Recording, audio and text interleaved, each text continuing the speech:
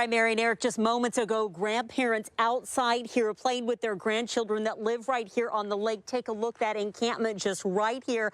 And if you look to my right, you see a stairway that goes up to an entrance to the school. The principal telling me today that many families use that, but it will now be locked. Inside Broadview Thompson K through 8, preschool and special education students back in class. And come Monday, 170 more kids will be here for in-person learning. But just behind the school, a growing problem for everyone in the community. We constantly watch out for things going on around here. This summer, a homeless encampment of up to 40 tents moved from Bitter Lake Park to the adjacent property just behind Broadview Thompson that's owned by Seattle Public Schools. Neighbors say the district told them they would have the encampment moved by September. 7 months later, it remains. I'm calling on the district to enforce its own policy, which prohibits homeless encampments on school property. Does the district plan to move these people to a safer area? They certainly know about it, and I think they're trying to be sensitive to people's needs, so I don't know for sure. Neighbors from the community recently sent a letter to school and city leaders asking that the encampment be removed because of the increasing environmental damage, crime, and toll it's taking on the community. It's frustrating. It's very frustrating. In February, neighbors say a woman died here of an overdose. Her body remained in the middle of the street for hours. Theft of all kinds and drug issues, neighbors say, have now taken over their community filled with children and the elderly. I feel like sometimes the only request I have is to move out of Seattle. Neighbors want safety for the kids who go to school here and help for the unhoused who live here. I'd like that encampment to be cleaned up.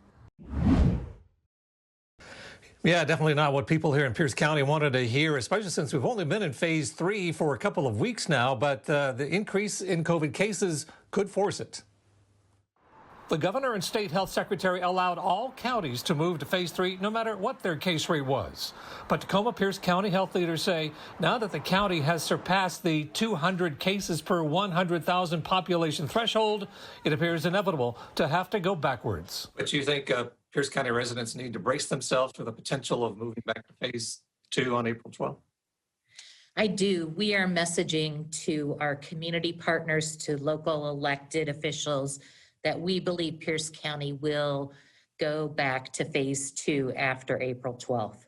Sinton Jitsi says that's the date the health department evaluates the numbers from each county, but it wouldn't kick in until April 16th to give businesses time to scale back. So how do you explain to people they're going to have to close back down to 25% of restaurants and gyms and bowling alleys and all that? Yeah, that's it. Realistically, we know that that will be a challenge for businesses to move back to phase 2. It could be devastating for a lot of restaurants. David Jones owns the Blazing Onion restaurant group, with 2 of them in Pierce County.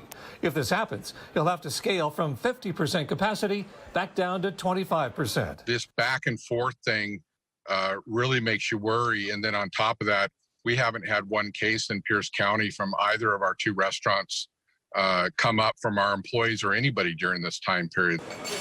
Pierce County isn't alone. According to the State Risk Assessment Dashboard, Kittitas, Franklin, Yakima, and especially Whitman are also at risk of moving back to phase 2.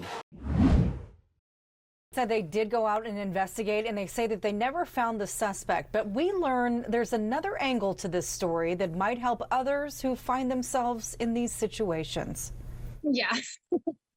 Shayla Lawrence says she was in shock. Like, that's the only way I can explain it. I didn't know what to do. So I grabbed the baby and I grabbed my phone and I called 911. She says a homeless man had thrown a rock right through her bedroom window, a space she shares with her 1-year-old daughter.